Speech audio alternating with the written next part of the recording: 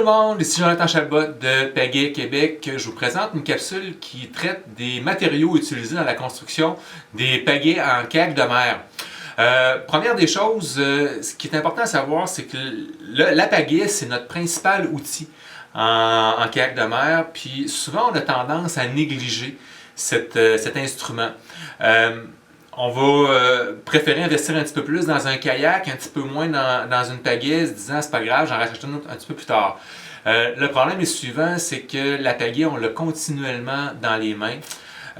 Puis un élément qui va faire en sorte qu'on va apprécier notre journée en kayak de mer, c'est d'avoir une bonne pagaie entre les mains. Ça fait toute la différence. Ça m'amène donc à vous parler de différents matériaux qui sont utilisés, puisque ça a un impact important sur des aspects comme le poids, la résistance, la durabilité de la pagaie. Tout d'abord, il y a les pagaies d'entrée de gamme. À la boutique ici, Pagaie Québec, on n'en tient pas des pagaies d'entrée de gamme. Pourquoi? Puisqu'on juge que pour avoir minimalement du plaisir à pratiquer le sport, ces pagaies-là ne sont pas convenables. On va en retrouver, exemple, dans des centres de location. C'est bien correct, les gens vont l'utiliser durant quelques heures, puis ça va suffire. Mais dès qu'on veut pratiquer le sport avec un petit peu plus d'enthousiasme, si on peut le dire ainsi, on va investir un peu plus dans une pagaie. Des pagaies d'entrée de gamme, je vous en parle, ça n'est pas une, mais c'est juste pour vous l'indiquer. Le manche, souvent, va être composé en aluminium, les pales vont être en plastique. Le gros désavantage d'un manche en aluminium, ce qu'on retrouve, comme je vous dis souvent dans des centres de location, c'est que c'est très lourd. Oui, c'est très résistant, mais en plus de ça, ça conduit le froid. Alors, c'est pas le genre de manche qu'on va souhaiter avoir. Les pales en plastique, ça fait en sorte que c'est très lourd, très résistant, mais le gros avantage d'une pagaie dont le manche en aluminium puis les pales en plastique, c'est que c'est pas cher. Alors c'est pour ça qu'il y en a plusieurs qui vont investir dans ce genre de pagaie-là, ne sachant pas trop que en fait c'est pas un super bon investissement. Même chose pour des pagaies dont le manche est en fibre de verre puis les pales en plastique. Là on vient de gagner un petit peu en poids, c'est un petit peu plus léger. Le fibre de verre est un peu plus léger que l'aluminium. C'est un matériau plus intéressant aussi que l'aluminium, mais les pales demeurent en plastique, puis on reste avec le même inconvénient de poids. Il y a aussi des pagaies en bois laminé. Ici, on en a, ça peut ressembler à ça un petit peu si on veut. C'est du bois laminé. Alors, ce qui est super de ces pagaies-là, c'est qu'elles sont très belles. Le problème, c'est l'entretien. Il faut souvent les entretenir. Puis, ça fait en sorte, tout dépendant aussi du type de bois qui est utilisé, ça fait en sorte que le poids peut être plus ou moins élevé. Alors, on continue avec les pagaies moyenne gamme. Pour nous, à la boutique, c'est vraiment les premières pagaies qu'on tient, si on veut, les pagaies de plus bas de gamme qu'on va tenir à la boutique. Pourquoi? Puisqu'on considère que ce sont les pagaies que minimalement on doit avoir pour retirer du plaisir dans le sport, pour pouvoir en faire durant quelques jours, puis trouver agréable notre aventure. Les pagaies d'entrée de gamme, comme je vous le disais, sont conçues pour des courtes durées, pas pour des longues durées. Alors, moindrement qu'on veut pratiquer le sport, ça vaut vraiment la peine d'investir au moins dans les pagaies de moyenne gamme. Alors, les premières pagaies de moyenne gamme qu'on tient à la boutique, c'est les Aquabound, Stingray et Eagle Ray. Il y en a une dont la pale est blanche, l'autre noire. La blanche, c'est un modèle dont la pale est en plastique, mais elle est renforcée en fibre de verre. Puis la noire, elle est renforcée en carbone. La pale est aussi en plastique, mais renforcée en carbone. Une différence, il y a une différence de poids. D'abord, on gagne environ 50 grammes. On passe d'environ 850 grammes pour cette pagaie-là à environ 800 grammes pour celle-là. C'est un petit peu plus dispendieuse, la carbone, mais aux alentours de 200 $. La particularité de ces pagaies-là, le manche est en carbone. C'est très intéressant d'avoir un manche en carbone. Pourquoi? Parce que c'est léger. Une particularité du carbone, c'est que c'est plus fragile, mais quand c'est sur le manche comme celui-là, les impacts sur le manche sont relativement peu fréquent, alors les risques de briser le manche sont plutôt minimes. Donc c'est un bon investissement, un manche en carbone. La particularité, c'est que la pale est en plastique, renforcée en fibre de verre celle-là ou en carbone pour l'autre.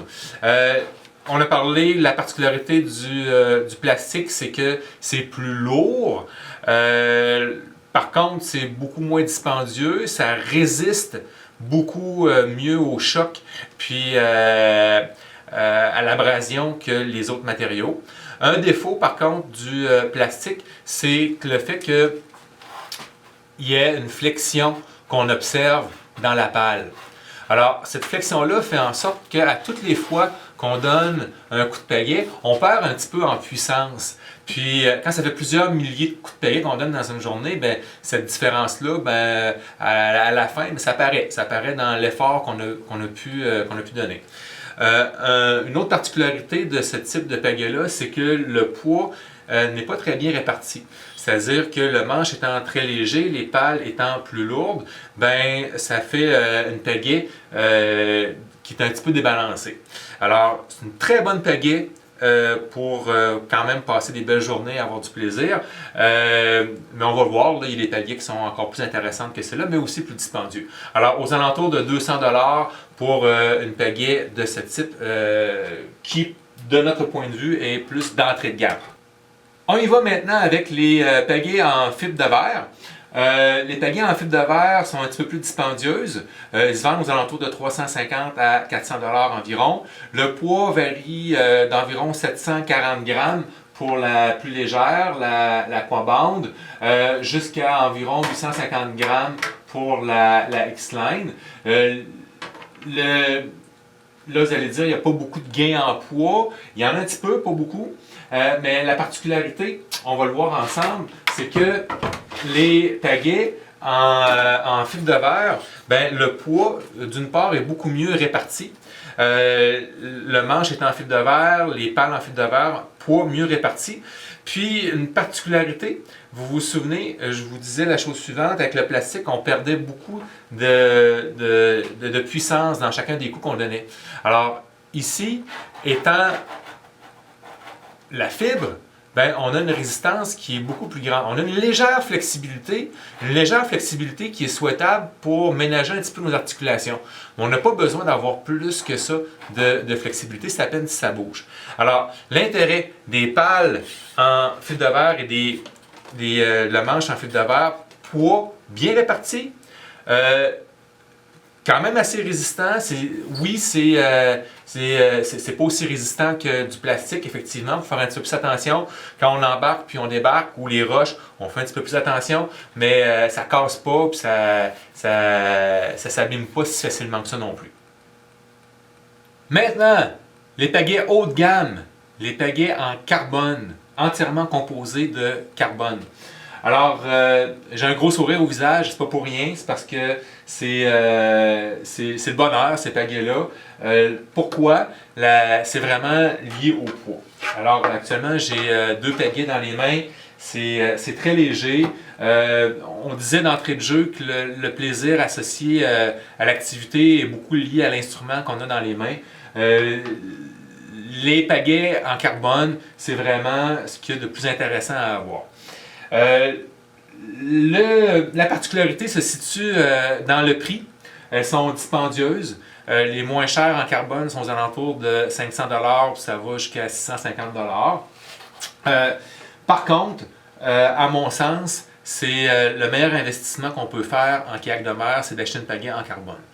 Oui, c'est beaucoup d'argent, mais l'essayer, c'est vraiment l'adopter. J'ai envie de vous dire que si vous avez pas l'intention d'investir un tel montant dans une pagaie, essayez-la pas. Par contre, ce que je vous dis, la journée où vous allez avoir une pagaie en carbone dans les mains, vous n'aurez plus utiliser d'autres pagaies que celle-là. Alors, la grande particularité des pagaies en carbone, c'est le poids. Elles sont très légères. Donc, le manche est entièrement composé de carbone. Les pales aussi sont entièrement composées de carbone. Puis quand elles sont des bonnes pagaies en carbone, on retrouve aussi une légère flexion on a besoin, comme on l'a parlé précédemment pour les pales en fibre de verre. Alors, on a besoin de cette légère flexion-là, puis on la retrouve dans les bonnes pagaies en carbone. La particularité du carbone également, c'est le fait que c'est moins résistant. On disait que le manche, c'est pas trop grave puisque les impacts aux manches sont limités. Les impacts, par contre, à la pale sont plus fréquents. Alors, on se doit d'y porter une plus grande attention, je dirais, aux pales en carbone. Ça casse pas facilement, on peut donner des bons impacts, puis ça casse pas si facilement que ça. Ça résiste. Par contre, il faut juste se souvenir que le carbone a comme intérêt son poids, mais a comme aussi comme des avantages sa moins grande résistance aux impacts. Alors, on fait plus attention aux roches, on fait plus attention dans l'utilisation de la pagaie, mais somme toute, je vous dirais que c'est un excellent investissement si vous envisagez de faire du kayak pour un certain temps.